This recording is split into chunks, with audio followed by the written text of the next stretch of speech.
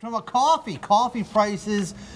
Now, another form of fuel. Another form of fuel. I know coffee isn't exactly one of the necessities of life, unless you're a journalist. For me, that's right. questionable. One of the many. Coffee prices are rising, aren't they? Again. What we had last week, coffee prices hit a 15-month low, so it was actually going the other way. Last year we were at 14-month highs, and investors were, oh, finally, we're going to have a turnaround in the market.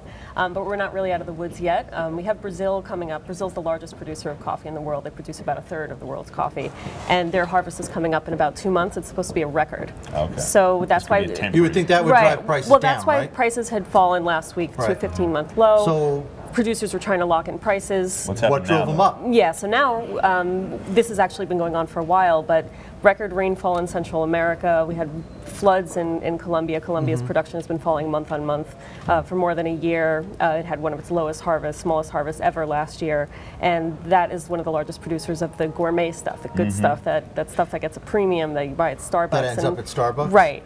So that's an issue. Exports are falling out of Colombia and out of Central America, so that's kind of keeping a lid on the market. So now, are the price moves? We're talking about the commodity market. Right. Are the price moves enough there that you're going to see them when you go down the block to Starbucks? Not yet, but it could be happening. Smucker actually wants to lower prices because last year when prices were rising, it raised consumer prices and consumers bought. Because in addition to jelly, they have Folgers, right? Exactly. I didn't know that until someone said it to me. Oh, yeah, I said, why Smuckers? Yeah, they own you need Folgers. It in the morning. You need your jelly and your coffee. And you're right. Yeah. So anyhow, Smucker's going to raise.